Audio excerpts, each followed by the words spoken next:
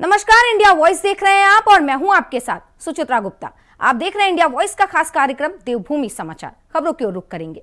दिल्ली में विधानसभा चुनाव प्रस्तावित है, जिसे लेकर बीजेपी के तमाम बड़े नेता और कई राज्यों के मुख्यमंत्री बीजेपी के लिए माहौल बनाने में अपना पूरा जोर लगा रहे हैं। इसी कड़ी में सीएम धामी दिल्ली के विधानसभा क्षेत्र नजफगढ़ में बीजेपी प्रत्याशी के पक्ष में आयोजित जनसभा में पहुंचे। आपको बता दें कि यूसीसी लागू होने के बाद सीएम धामी की ये पहली चुनावी रैली थी। वहां जनसभा में सीएम धामी ने सैकड़ों लोगों को संबोधित भी किया है। इस दौरान सीएम धामी ने क्या कुछ कहा है, सुनाते हैं। और स्वयं नीलम पहलवान जी ने पार्षद रहते हुए अनेक कामों को आगे बढ़ाया है। अन्य पदों पर रहते हुए इस क्षेत्र के लोगों की हमेशा चिंता की है, विकास के लिए समर्पित होकर काम करती रही है। और नजफगढ़ के विकास में इनका बहुत योगदान है। इस क्षेत्र में कैलाश गहलोत जी ने भी, उनका भी विशेष योगदान रहा है। मंत्री रहते हुए, विधायक रहते हुए कई महत्वपूर्ण योजनाओं के माध्यम से इस क्षेत्र के विकास को बढ़ाने का उन्होंने काम किया है। लेकिन केजरीवाल की सरकार, जो कि भ्रष्टाचार के आखंड में डूबी हुई सरकार है, उस सरकार ने जो भ्रष्टाचारी नीति अपनाई, उससे आहत होकर श्री गहलोत जी ने उनकी पार्टी को छोड़कर, आम आदमी पार्टी को छोड़कर आदरणीय प्रधानमंत्री मोदी जी के विकासशील नेतृत्व में आस्था व्यक्त करते हुए भारतीय जनता पार्टी का दामन थामने का निर्णय लिया था। अब समय आ गया है कि नजफगढ़ की जनता भी विकास और सुशासन को प्राथमिकता देते हुए 5 फरवरी को भाजपा प्रत्याशी नीलम पहलवान जी को भारी मतों से विजयी बनाकर इस क्षेत्र के साथ साथ पूरे दिल्ली का समग्र विकास सुनिश्चित करे। भाइयों बहनों, हम सभी जानते हैं आज हमारे प्रधानमंत्री आदरणीय मोदी जी के नेतृत्व में आज भारत विकास के नए कीर्तिमान स्थापित कर रहा है। पिछले 10 वर्षों की अगर हम बात, तो दिल्ली में सीएम धामी चुनावी रैली कर रहे हैं, क्या कुछ कह रहे हैं, सुनाते हैं आपको। लेकिन इसके पीछे मेरा बोलने का हेतु केवल एक है कि आज उत्तराखंड में ये सब काम इसलिए हो पा रहे हैं क्योंकि उत्तराखंड में डबल इंजन की सरकार है। और दिल्ली में भी जब डबल इंजन की सरकार बनेगी तो दुगनी गति से दिल्ली के विकास के काम आगे बढ़ेंगे। भाइयों बहनों, हम सभी जानते हैं आदरणीय प्रधानमंत्री जी के नेतृत्व में 2047 तक भारत को विकसित भारत बनाने का संकल्प लिया गया है और उस दिशा में हम तेजी से आगे बढ़ रहे हैं। संपूर्ण भारत में आज इंफ्रास्ट्रक्चर को मजबूत करने के साथ ही आदरणीय मोदी ने दिल्ली के लिए भी अनेक काम किए। हजारों करोड़ रुपए की योजनाएं, यहां एक्सप्रेस वे, सड़कों का निर्माण या दिल्ली में रेलवे और एयरपोर्ट से जुड़े हुए इंफ्रास्ट्रक्चर बनाने हो। इसके साथ साथ जहां एक और मोदी सरकार दिल्ली में पीएम उदय योजना के अंतर्गत 1731 कॉलोनियों को नियमित करने की प्रक्रिया भी शुरू की गई है, वहीं दूसरी ओर पीएम स्वनिधि योजना के अंतर्गत दिल्ली में हमारे रेहड़ी वाले, ठेली वाले, पटरी वाले, इन सभी को सशक्त बनाने का काम हो रहा है। आज प्रधानमंत्री मोदी जी के नेतृत्व में पूरे देश के अंदर आयुष्मान भारत योजना से गरीबों को प्रत्येक वर्ष में इलाज की सुविधा का प्रावधान किया गया है। प्राइवेट अस्पतालों में भी बड़ी संख्या में इलाज हो रहा है, लेकिन दिल्ली में ये मुफ्त इलाज की सुविधा नहीं है। एक दिल्ली ऐसा राज्य है जहां इस योजना का लाभ आम लोगों को नहीं मिल पा रहा है, क्योंकि यहां पर एक ऐसी सरकार है जो नकारी सरकार है, भ्रष्ट सरकार है और इस योजना को यहां लागू नहीं होने दे रही है। भाइयों बहनों, केजरीवाल जी की सरकार ने पिछले 10-11 सालों में, तो दिल्ली के ग्रेटर कैलाश से आप सीएम धामी को चुनावी रैली को संबोधित करते हुए सुन रहे थे। खबरों में आगे बढ़ेंगे। उत्तराखंड में राष्ट्रीय खेलों का आयोजन शुरू हो चुका है और राज्य सरकार की तरफ से राष्ट्रीय खेलों के लिए इंफ्रास्ट्रक्चर भी तैयार कर लिया गया है। उसकी हर तरफ तारीफ भी हो रही है। उत्तराखंड की खेल मंत्री रेखा आर्या की माने तो जो संसाधन जुटाए गए हैं वह अंतर्राष्ट्रीय स्तर के हैं। ऐसे में पीएम मोदी जब ओलंपिक की मेजबानी की बात कर रहे हैं तो फिर उत्तराखंड में भी ओलंपिक के कोई ना कोई गेम जरूर आयोजित होंगे, क्योंकि राज्य में सरकार की तरफ से बेहतर संसाधन जुटाने का काम किया गया है।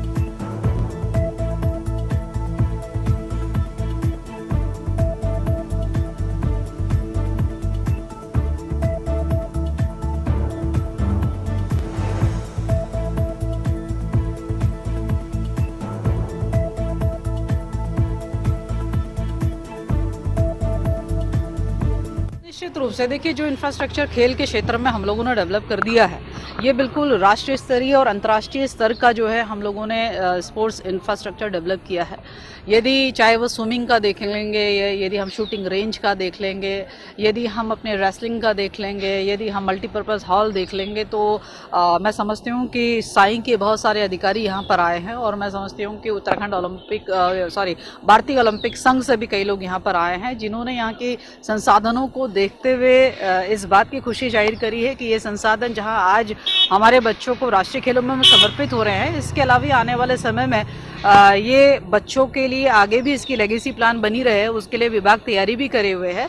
इसके साथ ही ये भी उम्मीद करते हैं कि इन राष्ट्रीय खेलों के बाद में 2025 में उत्तराखंड में हो रहे हैं, 2026 में जहाँ कहीं भी होंगे, तो यहाँ भी लगातार उत्तराखंड में जो है राष्ट्रीय खेल आयोजित होते रहेंगे। और मेरी तो ये उम्मीद है और मुझे पूरी आशा भी है कि जिस प्रकार से भारत जो है ओलंपिक 29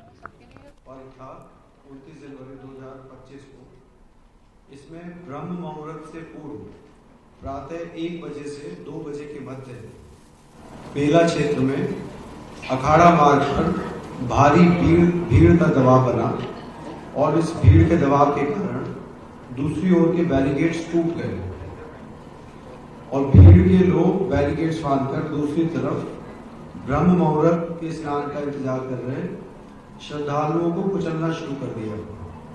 यद्यपि प्रशासन ने तत्काल राहत और बचाव कार्य करते हुए ग्रीन कॉरिडोर बनाया और एम्बुलेंस के माध्यम से लगभग 90 घायलों को अस्पताल तक पहुंचाया, परंतु इसमें से दुर्भाग्यपूर्ण तरीके से 30 श्रद्धालुओं की दुखद मृत्यु हो गई है। 30 इनमें से 25 की पहचान हो चुकी है और शेष की शिनाख्त की जानी बाकी है। कुछ लोग बाहर के प्रदेशों के भी इनमें से हैं, जैसे कर्नाटक के 4 लोग हैं, असम से 1 है, गुजरात से 1 है। कुछ घायलों को परिवार के सदस्यों को लेकर चले गए हैं तथा 36 घायलों का इलाज स्थानीय मेडिकल कॉलेज में चल रहा है। श्रद्धालुओं की सुविधा के लिए मेला प्रशासन द्वारा हेल्पलाइन नंबर 1920 जारी किया गया है, जिस पर यदि कोई व्यक्ति गायब है तो उसके संबंध में जानकारी प्राप्त की जा सकती है। इस समय स्थिति सामान्य है।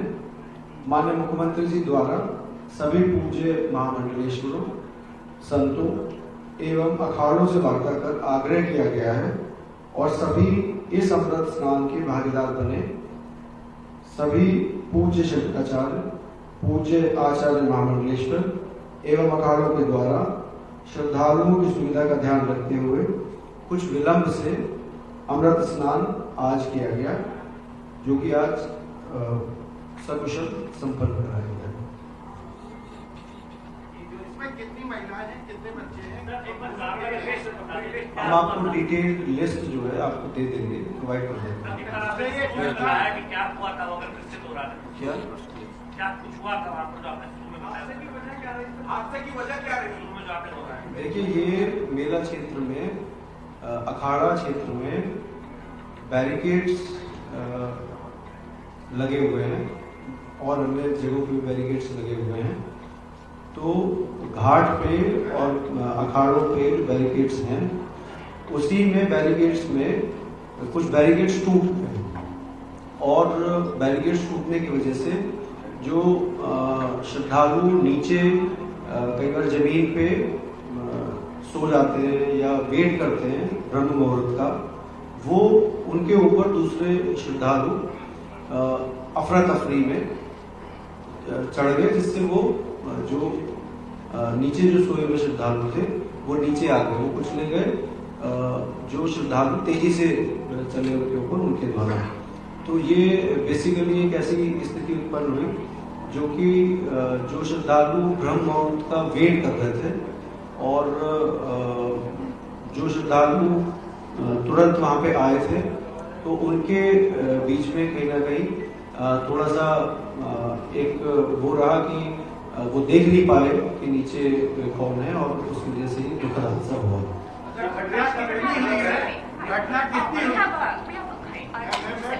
आई would like to brief one more point. एक चीज मैं और बताना चाहूँगा, आज 29 जनवरी को शासन ने सख्त निर्देश दिए थे कि कोई भी वीआईपी प्रोटोकॉल नहीं होगा। आज मेला पुलिस ने, मेला प्रशासन ने कोई भी वीआईपी प्रोटोकॉल एंटरटेन नहीं किया। जो भी मुख्य स्नान पर्व हैं आगामी, जैसे बसंत पंचमी का भी एक पर्व है जिसमें बहुत ज्यादा भीड़ होती है, उस पर भी कोई वीआईपी प्रोटोकॉल हम लोगों के द्वारा एंटरटेन नहीं किया जाएगा। यही ब्रीफिंग, ये ब्रीफिंग आपको हम लोगों ने देखा, चूंकि कितनी घटनाएं पुलिस प्रशासन, मेला प्रशासन की ओर जिन परिवारों ने अपना एक किसी भी से खोया उनके प्रति हम बहुत संवेदना व्यक्त करते हैं और जिनकी मृत्यु हुई उन्हें श्रद्धांजलि व्यक्त करते हैं। अभी हमारी प्रायोरिटी है कि जो भीड़ अभी भी स्नान कर रही है उसको तत्काल अपने गंतव्य तक सुरक्षित भेजिए। जो भी माननीय पूजनीय संत श्रद्धालु तीर्थयात्री आए हुए उनको हम करें। मैं आपसे निवेदन करता हूँ सभी मीडिया साथियों से हमारा सहयोग करिए। अभी मुझे डीआईजी महोदय को और पूरी टीम को सुरक्षित सबको गंतव्य भेजने के लिए पूरी तत्परता से फील्ड में लेकर काम करना पड़ेगा। बहुत बहुत आभार, बहुत बहुत। काफी लोगों ने 40 के ऊपर बताया आपके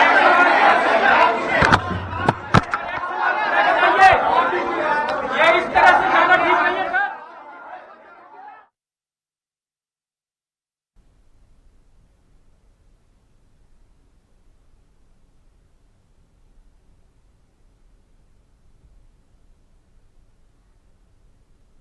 तो महाकुंभ से आप डीआईजी को सुन रहे थे जिन्होंने भगदड़ के बारे में तमाम जानकारी दी है। खबरों की ओर रुख करेंगे। 28 जनवरी को उत्तराखंड में 38वें राष्ट्रीय खेलों की ग्रैंड ओपनिंग हुई है जिसकी प्रशंसा चारों तरफ हो रही है। वहीं इस पर पूर्व खेल मंत्री अरविंद पांडे ने कहा कि उत्तराखंड में खेल की अपार संभावनाएं हैं और उत्तराखंड के खिलाड़ी निरंतर अच्छा प्रयास कर रहे हैं। वहीं उन्होंने क्रिकेट पर फोकस करते हुए कहा कि उत्तराखंड को 20 सालों के बाद हमने बीसीसीआई की मान्यता दिलवाई थी। इसके बाद से उत्तराखंड में कई खिलाड़ी अच्छा प्रदर्शन कर रहे हैं और हमें उम्मीद है कि आगे भविष्य में ऐसा होगा। निश्चित ही प्रदेश के 20 साल के निर्माण के बाद भी यहाँ बीसीसीआई की मान्यता नहीं थी। इसकी वजह से कई जो क्रिकेट के खिलाड़ी थे उनका भविष्य चौपट हो गया। लेकिन हमारी सरकार के साझा प्रयास से 20 साल बाद इस प्रदेश को बीसीसीआई की मान्यता मिली और क्रिकेट में बहुत तेजी से हमारे पहाड़ के बच्चों को आगे बढ़ने का मौका मिला। और अभी भी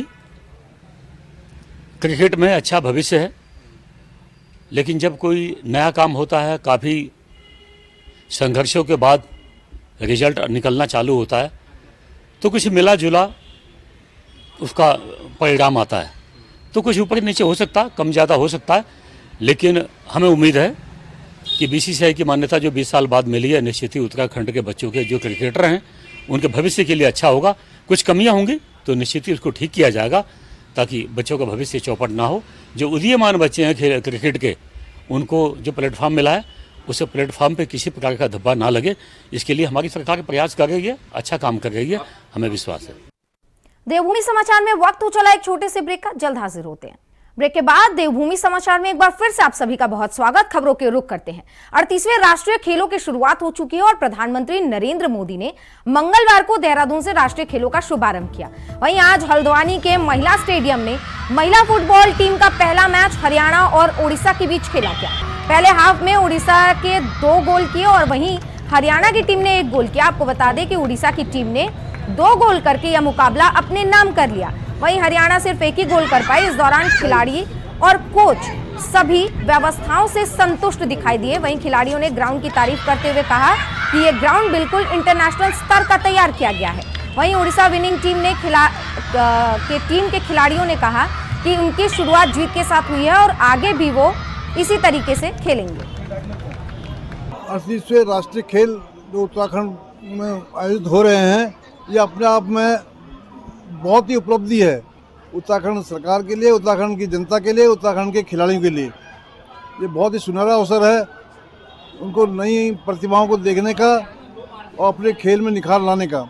और सरकार ने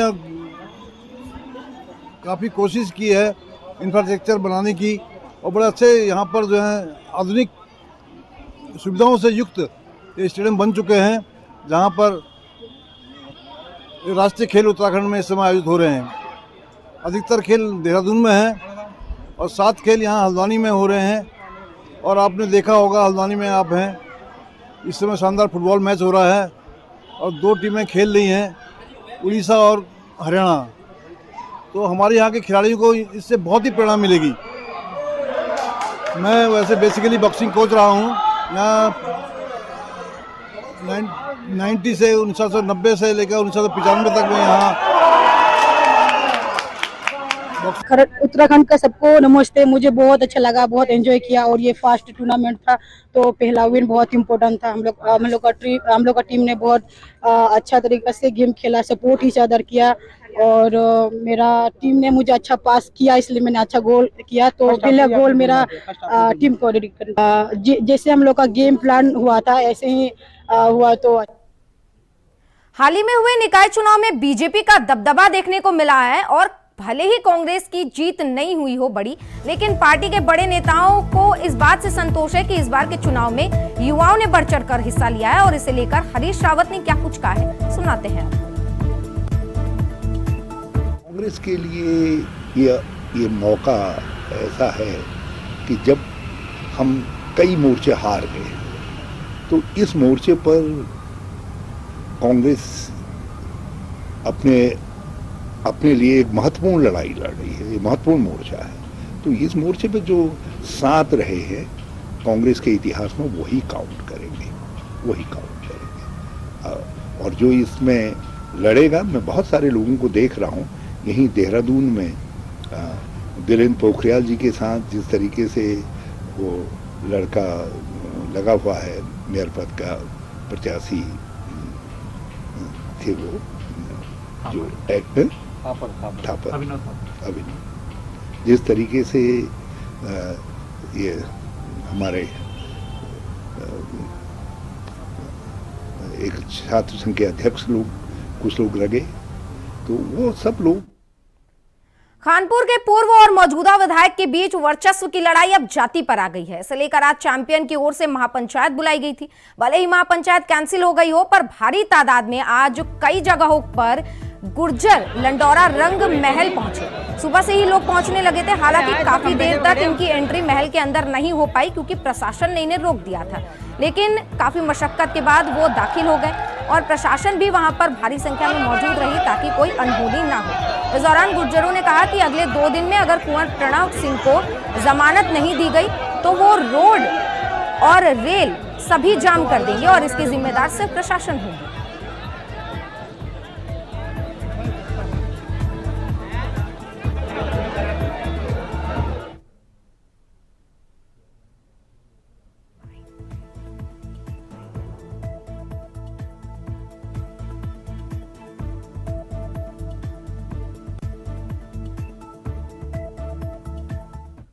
कानपुर में विधायक और पूर्व विधायक के आपसी विवाद को लेकर तमाम लोगों की प्रतिक्रिया सामने आई। इसी के बीच में आपको बता दें, पूर्व कैबिनेट मंत्री और गदरपुर विधायक अरविंद पांडे ने तीखी प्रतिक्रिया जाहिर की। अरविंद पांडे ने कहा कि उत्तराखंड सैनिकों का प्रदेश है और ऐसे कृत्य किसी भी हाल में स्वीकार नहीं किए जाएंगे और मैं सभी शहादत देने वाले लोगों से माफी मांगना चाहता हूं। इस देवभूमि के लिए गोली बंदूक दहशतगर्दी पैदा करना ये उत्तराखंड के स्वभाव के विपरीत काम है। इस प्रदेश को बनाने में अनगिनत लोगों ने अपनी शहादत दी,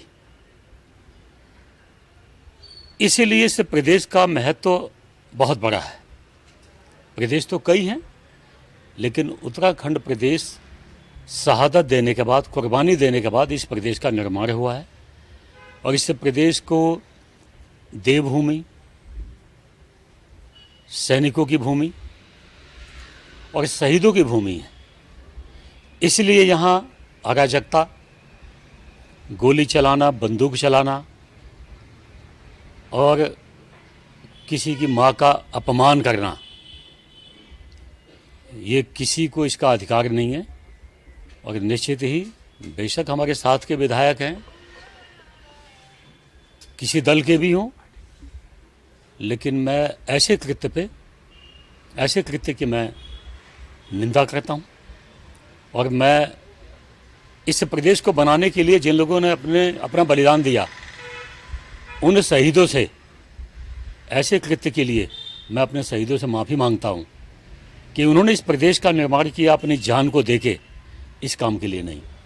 और निश्चित ही ये जो हवाई फायर हुआ है, गोली गाली गलौज हुई है, गोली चली है, ये इसी के साथ देवभूमि समाचार में आज के लिए बस इतना ही। देश और दुनिया की तमाम खबरों के लिए आप बने रहिए इंडिया वॉइस के साथ। नमस्कार।